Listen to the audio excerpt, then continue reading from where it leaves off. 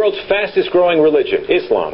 The Chicago area alone, home to an estimated 400,000 Muslim faithful. Tonight, why some people are making the switch to a religion many Americans have trouble understanding, Mark Saxenmeyer has our special report. This is the story of 3 Chicagoans, all raised as Christians, all who decided to ultimately reject that religion. Internet is down. Nadira Rodriguez Muhammad grew up Catholic, but found herself constantly questioning the long-held beliefs of her family. I always felt that something was missing for me. Ian Bushner is a law student at the University of Chicago. I felt like that there wasn't a God. Whitney Nichols is a new Loyola grad who grew up in suburban Streamwood. I guess what I was really looking for was what felt most natural and most logical to me. When Nadira entered high school in the mid-1990s, she became friends with a group of Muslim girls. They just had this level of contentment and a sisterhood that was...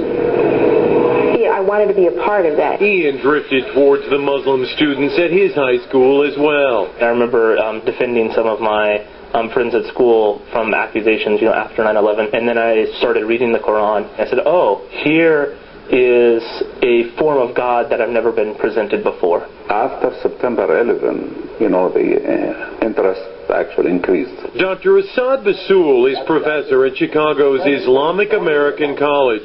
He says the tragedy 6 years ago initially prompted angry questions, but eventually many of the curious found answers to their own spiritual questions through Islam and converted. Sometimes, negative things bring positive things. In fact, according to a first-ever random sampling of American Muslims by the Pew Research Center, 21% of the nation's 2.4 million Muslims are converts to the faith. Eventually, I realized that I was looking to the Quran for advice, for direction, and at the point that you believe that the Quran is revelation from God, then you're a Muslim. The conversion has meant many changes in their lives. Ian prays 5 times a day. You'll finish a prayer and realize, I've just screwed something up. I've done something mean to somebody. Let me go back and correct that. Nadira wears the scarf, or hijab as it's called. It is part of my character, modesty. It's just part of who I am. I don't know if I'll ever be ready to wear the hijab. I've become more modest. I won't wear tank tops and I won't wear shorts. Whitney says she has had to constantly defend her new religion. My father asked me right after I converted, why do you want to be associated with these terrorists? And I'm like, this is what terrorists. And I'm like, this is what you see? Oh no. And we kind of have to deal with the backlash of those who have chosen to do something so horrible. But all say there is no going back. At some age, everyone must decide what they believe and live their life accordingly. I'm Mexican, I'm a female, and I chose this for myself. If you have a personal, relationship with God, whatever that may be, however that may be, then you're in a good place. Mark? Many Western Muslims have to cope with assumptions about race as much as religion, but increasing numbers of converts don't have that problem. Fidelma O'Leary was born in Cork into a devout Catholic family, followed that well-worn emigrant trail to America almost 20 years ago. I grew up in a household that prayed the Angelus when the church bells rang, prayed the rosary as a family together almost every evening. For Mom and Dad, being Catholic wasn't just about going to Mass on Sundays. Being Catholic was something that happened every day. That's why I think for me, being Muslim and praying 5 times a day, it's easy.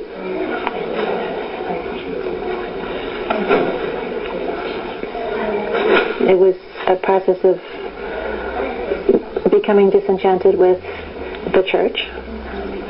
I just pulled away from being a traditional Irish Catholic. Today, Fidelma lives in the Texas state capital, Austin, and is professor of biology at St. Edward's University. You find someone poking around inside your nostril, right? They're just worried about you. Okay? A college friend of mine gave me a copy of the Quran. I was pretty darn excited to know that there was actually a religion that was what I believed.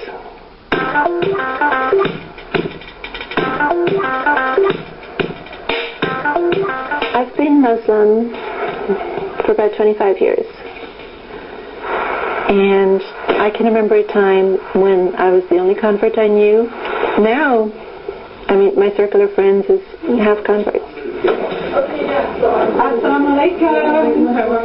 Most Friday mornings, Fidelma hosts a prayer group at her home.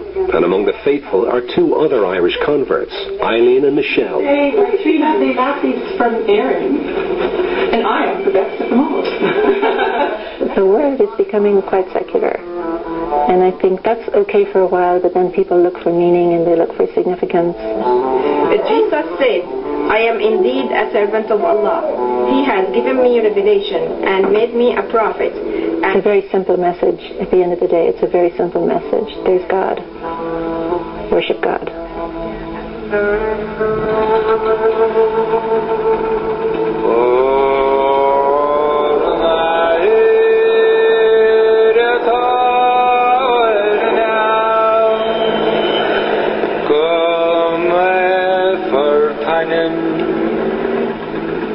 We followed Fidelma and her daughter Sarah back to Cork during the Christmas holidays.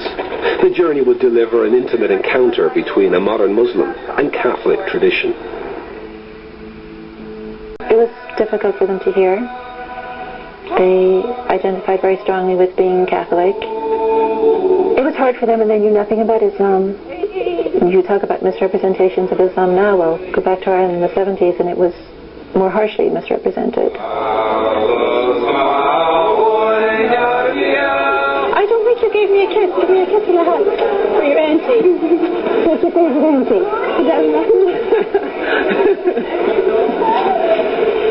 How's everything? Great? Yeah. Great? Great?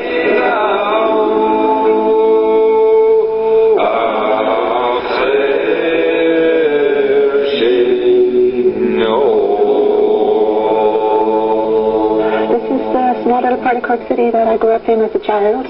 During my childhood, Ireland was completely permeated by things related to the church and Catholicism, and I think, growing up next door to a church seemed completely natural.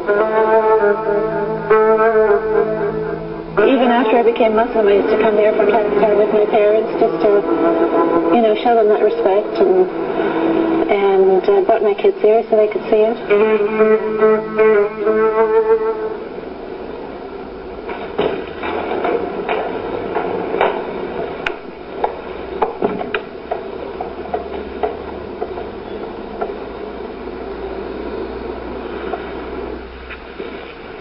I'm kind of shocked at myself to remember that I used to go and kneel in front of these statues and pray to them. And the thought of kneeling at a statue of some virtuous person who passed away and praying to that person is ludicrous to me.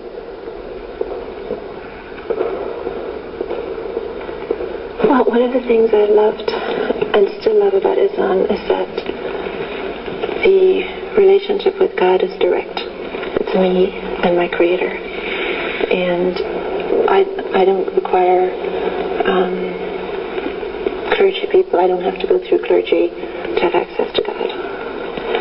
So I can learn from scholars, but my access to God, my worship is direct. I stand before God and I worship, and I ask for help and I ask for guidance, and it's a very direct connection, and that means an awful lot to me.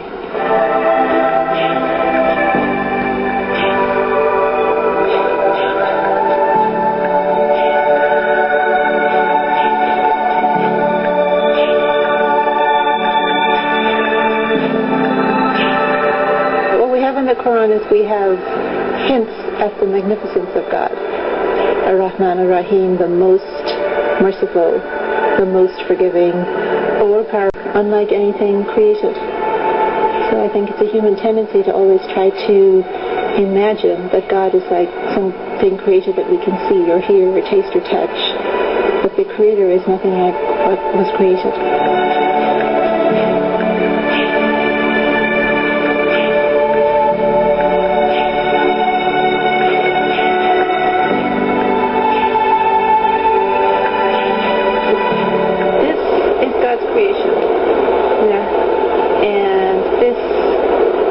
makes me want to submit myself to God.